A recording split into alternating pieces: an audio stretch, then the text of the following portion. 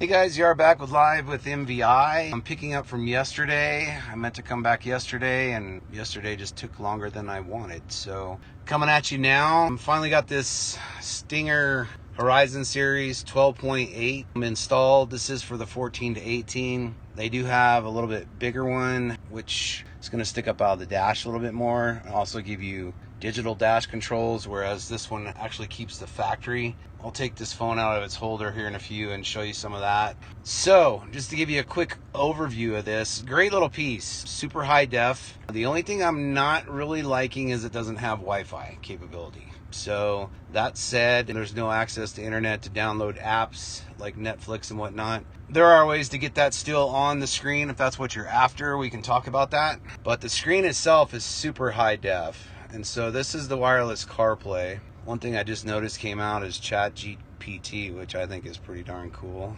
So this is your CarPlay. It is wireless. I have my phone right here, not plugged in, so all good to go there. This is kind of like a side view system over here. So if you want to switch back and forth to different stuff, like the cameras, we could do so, settings, audio settings, etc. Android Auto, if you had that would be where you go there. I do not have an Android. So let me just kind of give you a quick little overview of the system itself and some of the stuff that I do like. So this does keep the vehicle settings. So if you go in there, you got pretty much all the stuff that you would normally see on your regular factory screen, which I never really mess with, but it is all here. So you can go into each one, tilt mirrors in reverse, yada, yada, yada, do all that stuff just like you would in the factory, which I don't think you're going to get that with much else out there as far as this much integration goes. So that's kind of cool. Another thing that I thought is cool is you can get all your different gauges up here. There's your vehicle PSI right now. So instead of relying on it inside your cluster, you've got it right there in the big screen. Try and recenter this without screwing it up too much. So I thought that was pretty cool. Your different gauges you can have displayed, and those can be displayed over here as well. I have not gotten into how to switch the stuff around over here yet, but these can be changed up. So for instance, this is now giving me fuel rate. If I tap it, I'm going to trans temp, coolant temp, air intake temp, torque, so on and so forth. And you can do this with all of them and just set it to what you want. So I guess with that said, if I swipe this way, that's going to give me the radio information. So there is a way to change this menu. I just haven't gotten that far. So you could have CarPlay here, have your vehicle information there. That's a possibility. There's two of the gauges, so I could flip those around, or I can just change them here however you want. I just changed the battery voltage, barometric pressure type thing. So I think that's kind of cool with all that integration. So let's go back to the vehicle info. You do have a performance section. It's going to give you your miles per hour and your RPMs right there on the screen. Nice, which I thought was cool. Off-road. I don't do any off-roading, so you guys that do will know all about this. It gives you all that display right there. Nice and big. Your different tire angles and whatnot. And then there's some settings inside of here that you can use to set your default off-road camera. So that can be set to, whatever you set it to. Overlay settings, so you can kind of go through all this stuff. I've got low pressure indicator at 34 right now. You can change that. You can change the vehicle color if you'd like. So if you want to go red to say gray, you can do that, or I guess that's brown, or even black. I think that's kind of harder to see, or white. So that's kind of cool. You can do some of that. Then of course your radio right here is HD. It does have great sound. Inside of here is your different settings and whatnot, so you can scan by genre, which even the regular radio doesn't really do that very well. You can set your presets here, which I haven't done any of that yet. Radio features, HD radio features, artist experience. I'm not 100% sure what that even is, but it is what it is. You can direct tune or just scan. I'll give you just a quick little sneak peek here. Just as we live in a physical world, there is a spiritual world. And in this So I think the sound quality is actually better than it was from the factory. And I'm not getting to Equalizer. So that's pretty cool stuff there. This will just shut the screen off. So if you don't want to deal with it for a while, you can just shut it off, touch it, bring it back on. volume up and down, mute, audio settings. Let's go in here. So in here, so this does have pre-outs, guys, which a lot of the other ones do not. So if you're running an aftermarket amplifier, this does have the outputs to do all that, so you can get crazy with your audio. There's like even an optical out here. So all kinds of stuff in here to play with, different volume settings. I didn't even get into here before, so I've got that all set at 0, so I have no idea how this is going to change things. I didn't do that before, but there you have it. Pretty cool. So one thing I did want to point out though is you can get crazy with the equalizer if you're an audiophile, change things around, or they've got these presets as well here which will change things. Not really on a talk radio, but for what it's at right now, that's kind of cool. I did notice that was better audio over the factory.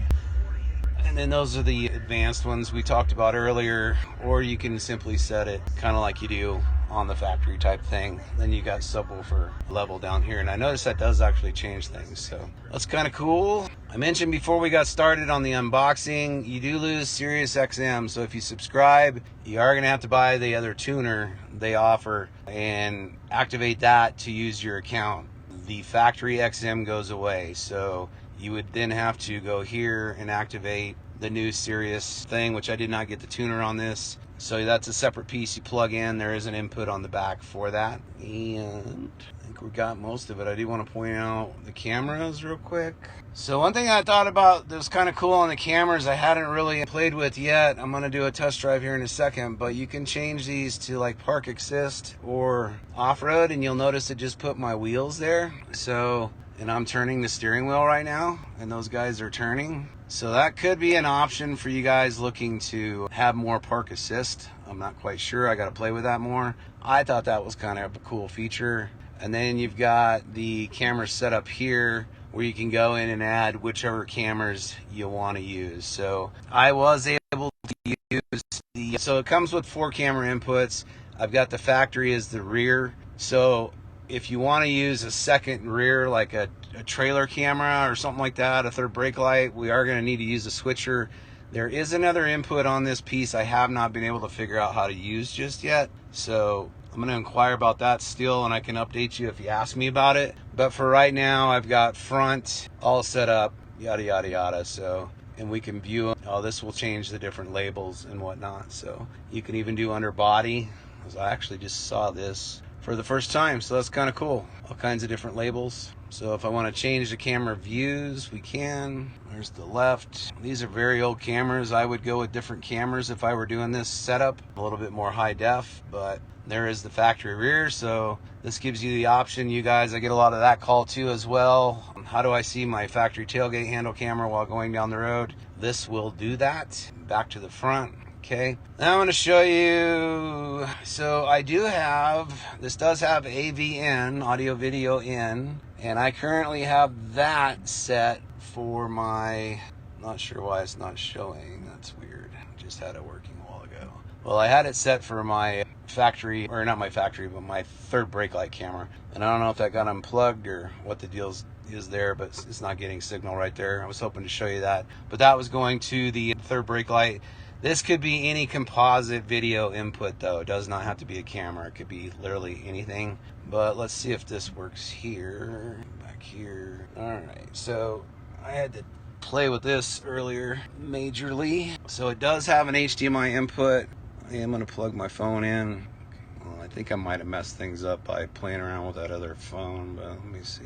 Oh, there it goes. Finally, it's going to go. So I do have phone mirroring now, so if I can get signal, I don't have access to Netflix or anything on this, guys, so I wasn't able to test that, but let's just go to this right here. You can see it is full screen, crystal clear clarity. I'm going to give it volume just for a minute. It's got great audio. We can go ahead and go to the next one. So picture's really good in here, guys. So pretty impressed with that side of things. This will work. The AV does work. Somehow when I went back together with things, it got disconnected, but that does indeed work.